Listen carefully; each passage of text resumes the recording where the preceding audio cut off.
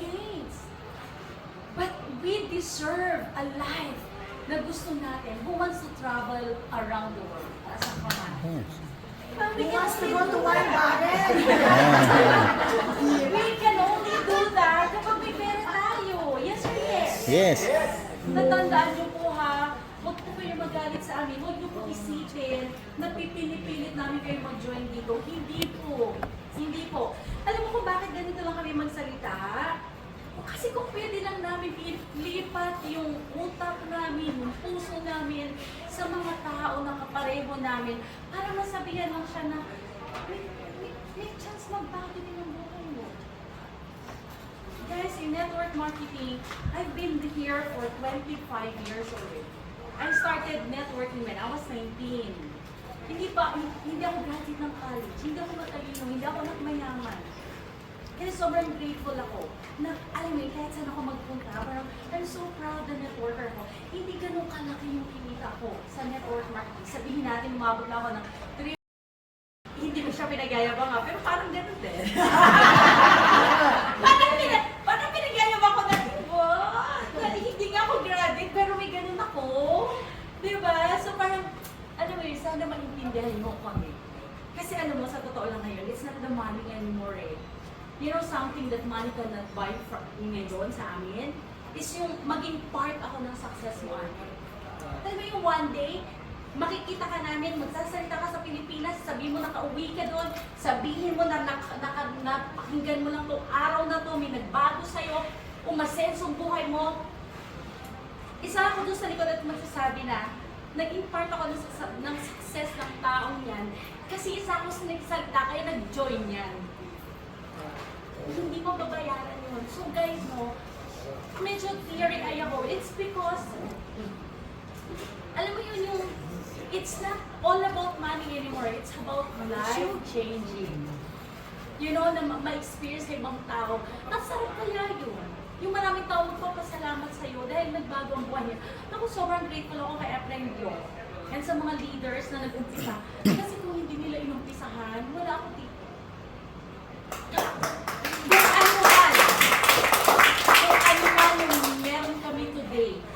Kung ano man meron kami today, it's because of these people na lumaban. Nung time na walang naniniwala, tininabaho nila.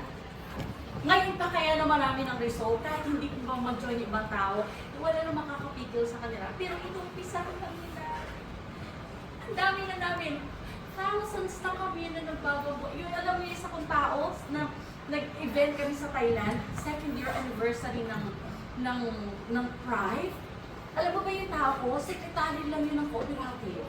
Ngayon may savings na siyang milyon, nakabili na ng bahay, nakabili na ng kotse. Pag-attend pa namin sa Thailand, nanalo pa siya ng Mercedes-Benz! Yes! Siya yung nanalo!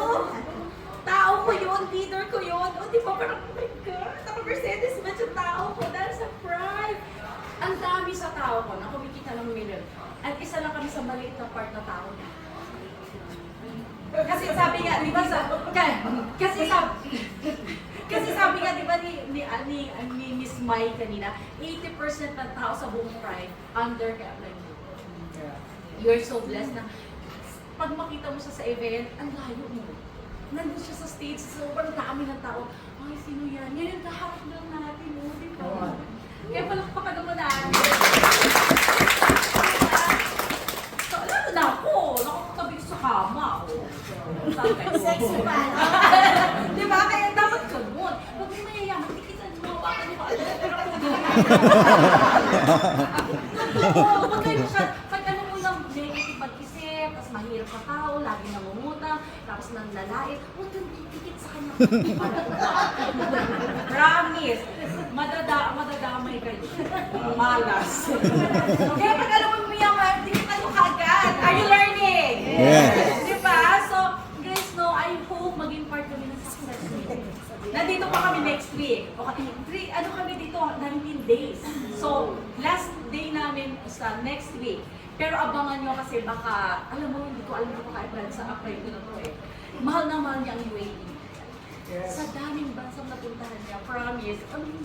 Balitan mo isang araw, nasa Europe niya, nasa Australia, nasa US, kung saan-saan. Pero alam mo, nakakainis. Bakit niya naisip naisip na mag-stay dito sa Dubai, dito sa UAE. Alam mo anong good news ko sa inyo? Alam niyo yung Blue Gray na coffee shop sa Mindanao? Sikat na sikat yun. Sila yung kauna-unang gumawa ng kape na durian. Okay? Yung Blue Gray na yun, siya may-ari ko. Wow! Grabe! O diba, hindi na kailangan mag-prive, pero diba, nag-prive pa rin. Diba, alam mo, good news ko sa inyo, magtatayo siya dito sa UAE ng Blue Gray. Diba? Kasi, naririnig ko kanina sa kotse, pilitin niya yung anak niya na dito na lang mag-aral para dito na sila. So, ibig sabihin niya, napaka-blessed yun na makakasabay niya siya dito. Diba? Guys, mag-decide na kayo. Okay, maybe ito last na lang. Siyempre, lahat kayo natuwa na, uy, parang nagising niya yung pangarap ko. Tawag na, gusto ko rin na ganyan. Mag-i-imagine ako ng resort, mag-i-imagine ako ng ganito. Ang question lang, wala yata akong pang-member. Diyan ang problema. Okay. Sino dito gustong tulungan ko na makapagpa-member? Taas ang kamay. Sino dito gusto mag-member na walang pera? Taas ang kamay. Ang importante, gusto. Hindi naman lang na mayaman to, di may pera nung nag-umpisa. Ang importante, ang meron sa kanila, yung willingness. Kasi ang taong gusto, may paraan. Okay, that's why, sagutin niyo ako, sino dito yung walang pera pero gustong gawin ng business? Nasa kamay. Tutulungan ako. Okay. Gusto niyo ng tip? Okay. May mga utang ba kayo? Okay. Kung may mga utang kayo, dagdagan niyo. Okay? Ganito lang yan. Ilang times na kayong nangutang na hindi naman kayo yumaman dahil nangutang kayo?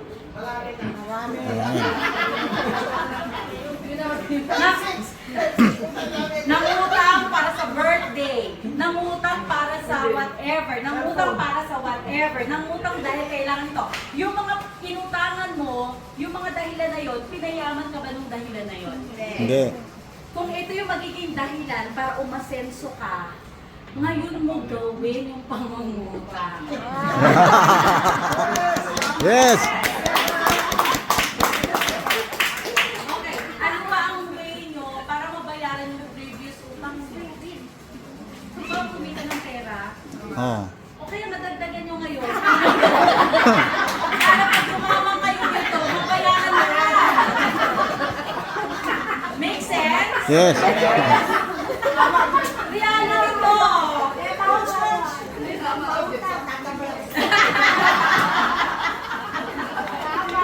Diba? Ganito lang yan. Okay, asan yung blower?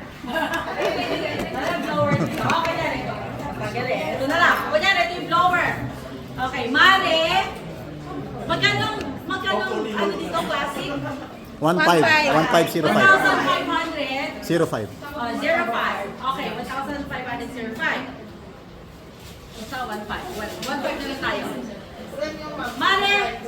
Mare, pautang muna ng 100 dirham.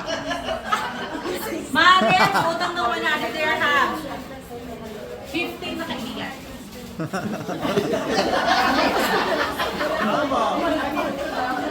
Okay, gusto mo ng pitong kaibigan, keep 200. Mare, my life depends on it. Please, yung 200. Yan lang. Okay? Sabi mo, ang dami pa rin. Wala talaga akong kaibigan eh. Kaya talaga hindi kayo mayaman, ang konti ng kaibigan nyo eh. Kaya kung magmaging tayo sa lahat ngayon. Okay? So, hindi, kunti na konti. Dagdagan yung gawin 300. Ganun lang yun. Now, pagkahiram mo, bumili ka ngayon ng ano? Ng lower. Okay, pero may tabi-tabi din tayo. Tabi-tabi o tabi lang? Okay. Wala pa dito. So, may tabi tayo. Wala pa. So, pagkabili nyo, Na-apply na. okay, gagawin nyo, babalikan kita ngayon. Mare! Bumiga! Meron ha, kaso dito wala. Dito. Okay? Na-apply na namin. Dapat. Lower mo! 1 hour! Ginawa ko, wag mo explain na. Kasi pag in-explain mo, isipin niya binibenta ko. Blower mo na pare, tingnan mo. Dahil pinautang mo ako. Diba? Ito yung nangyari sa akin. Parang yung pinakita mo lang sa kanya yung rason, ba't ka ng utang? Pagka ganun mo, mag-pray ka na sana, may sakit siya. Parang bumalik ka agad. Alam mo yun? May testimony ka agad eh. Sakit. Para sana may pain, may ganyan, di ba? Tapos, pag gumaling siya, if ever may case kayo na ganyan, na gumaling, marami kasi case na gano'n dito, di ba? Ako dahil magagaling. Pag gumaling, sabi ko, ay, ang galing. Alam mo, Mari, ang singil ko talaga niyan. Talaga, dapat yung mga 200 dirhams. Eh, kung so, wala akong pera. Ay, di ba may utang ako? Hindi ka na magpapausulitan. Makakatrabaho ka na. Pero dahil, maayos ng kaibigan, pinagkatiwalaan mo ko, ililibre kita sa susunod, 1 week or 2 weeks. Libre na go. Diskarte lang. It makes sense? Yes. Nanloko ka ba ng tao? Hindi. Guys, alam mo sa totoo lang, lahat ng tao pwede yung mga mahal. Hindi lang tayo nag-iisip kung anong paraan. Actually, marami pa. So, basta ang importante lang guys is you know what you want. Kasi pag alam mo kung anong gusto mo, gagawin mo tayo ng paraan. Yun na sasasabihin ko sa inyo. Baliwala lahat ng pinakita namin sa inyo. Baliwala yung future na pinakita namin sa inyo if you're not willing to start today. You can start next week, you can start next month, you can start next year. It doesn't matter. Pero yung gusto mo makuha sa buhay, mapaprolong din yun. Hindi rin kaagad-agad. Alright? So, pero yung mga tao kasi na, sabi nga nila, success loves speed. So, kung nagmamadali ka, lahat magmamadali din sa'yo. Alright? So, guys, now we're so happy na sa oras na to nandito kayo, nag-enjoy kayo, I'm sure may natutunan kayo. Yung iba sa inyo gusto nyo mag-blower, you can try today. After nitong seminar, you can plan, you can think sino mga invite nyo, di ba? Sino mga kakausapin, paano kakausapin, magpaturo kayo sa amin. Clear po ba yun? Yes. Okay, so thank you so much for everyone, and thank you sa kay Sir Marco, kay Upline Glow, at kay Upline Mylene. Wala na doon sa kabilang meeting din. Kasi, alam mo, lalaki talaga ang UAE. Kasi sa Dubai, ang dami na namin. Nag-start na kami. For 10 days na kami, everyday kami nandun.